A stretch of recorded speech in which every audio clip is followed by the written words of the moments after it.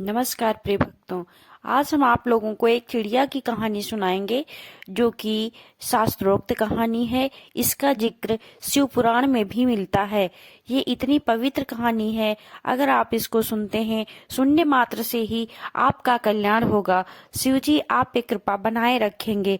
अगर आप इस कथा को सुन रहे हैं तो पूरा सुने, भोलेनाथ आपकी हर मनोकामना पूर्ण करेंगे।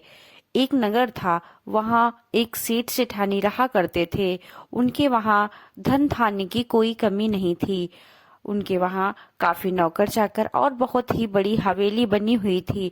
लेकिन जो सेठ थे वो किसी को कभी दान नहीं देते थे, भिक्षा नहीं देते थे, मंदिर नहीं जाते थे, कभी सत्यनारायण की कथा नहीं सुनते थे, शिव पुराण नहीं सुनते थे और ना ही कभी कोई दान पुण्य का कार्य करते थे। एक दिन वो लोग बैठे बातें कर रहे थे कि देखो हमारे इतना सब कुछ है लेकिन कोई खाने वाला नहीं है, कोई संतान नहीं है। ये बातें एक चिड़िया सुन रही थी। ये बातें सुनकर चिड़िया थोड़ा वहां पे रुक जाती है। सेठ कहते हैं कि अगर एक बालक होता तो कितना अच्छा होता, हमारे बाद पता नहीं क्या होगा, हमारे पास जो इतनी संपत्ति है। फिर चिड़िया थोड़ी देर बैठकर चली जाती है, दाना पानी लेके। फिर शाम को रात में वापस अपने बच्चों के पास जाती है। उसके बाद उसको रात को जो सेठ की बातें सुननी थी चिड़िया ने वो याद आती हैं। तो फिर दूसरे दिन फिर चिड़िया जाती है तो वहां जाके देखती है कि सेठ बहुत परेशान है, सेठानी भी बहुत परेशान है। फिर धीरे धीरे वो रोज जाने लगती है। चिड़िया ऐसे ही सेठ सेठानी की बातें सुना करती थी।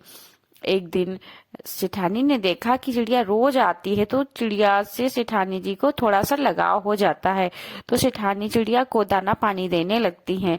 उसके बाद चिड़िया रोज जाने लगती है। चिड़िया सोचती है देखो सेठानी कितनी सीधी हैं, हमें दाना भी देती हैं। अगर ये माँ बन पाती, माँ का सुख मिल पाता तो कितना अच्छा होता।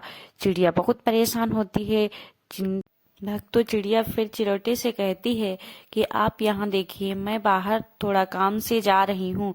चिड़िया अपने घोंसले से कैलाश पर्वत के लिए उड़ान भरती है और चलते चलते इतना थक जाती है कि कैलाश पर्वत पहुंचकर माता पार्वती के चरणों में गिर जाती है। माता पार्वती चिड़िया को बहुत ही प्यार से उठाती हैं और पूछती हैं, चिड़िया पुत्री तुम कहाँ से आई हो?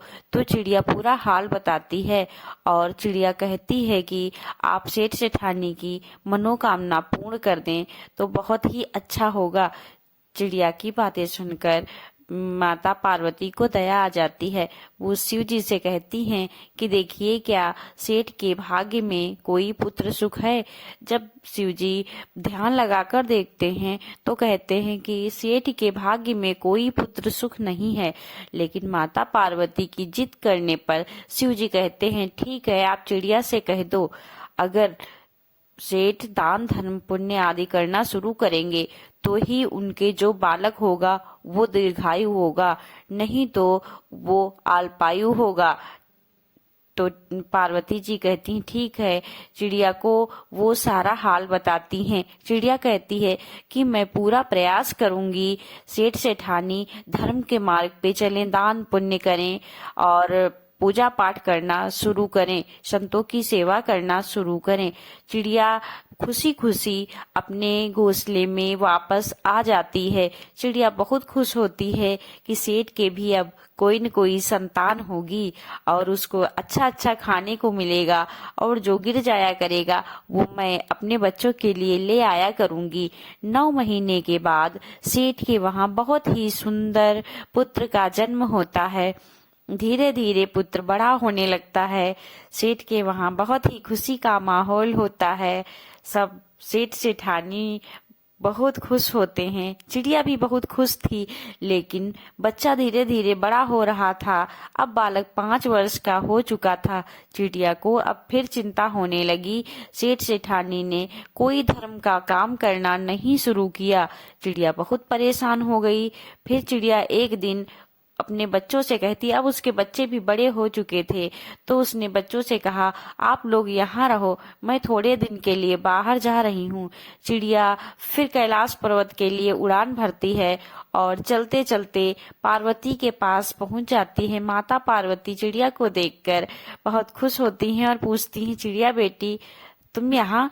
तो चिड़िया बताती है, कहती है, माता पार्वती मैं बहुत ही दुखी हूँ, क्योंकि मुझे इस बात की चिंता हो रही है। सेठ ने ना तो दान धर्म करना शुरू किया है, ना ही कोई पुण्य का काम करना शुरू किया है। सेठ मेरी भाषा नहीं समझते, सेठानी भी मेरी भाषा नहीं समझते हैं, न ही कोई संकेत समझते हैं। अब क्या होगा? सेठ सेठानी के बच्चे की आयु कैसे बढ़ेगी? माता फिर शिव जी से कहती हैं, शिव जी अब क्या होगा? शिव जी कहते हैं, दान धर्म पूजा पाठ तो करना ही होगा सेठ को। तो चिड़िया कहती है, शिव जी और पार्वती जी आप कृपा करें और आप अपने माध्यम से सेठ सेठानी को धर्म के मार्ग पे लाने का प्रयास करें। वो लोग हमारी भाषा और हमारे संकेत नहीं समझ पा रहे हैं। चिड़िया हाथ जोड़कर बहुत आग्रह करती है, तो शिव जी और पार्वती जी मान जाते हैं। कहते हैं, ठीक है, मैं पृथ्वी लोक में आके सेठ सेठानी को सही मार्ग पे लाने का प्रयास करेंगे। फिर एक दिन पार्वती जी और शिव जी दोनों लोग संत का भेष बनाकर सेठ सेठानी के दरवाजे पर पहुंचते हैं। सेठानी दरवाजा खोलती है तो माता पार्वती और शिव जी जो संतों के भेष में थे, कहते हैं, आज हमें आप भोजन कराइए, आज हमें आपके यहाँ भोजन करना है।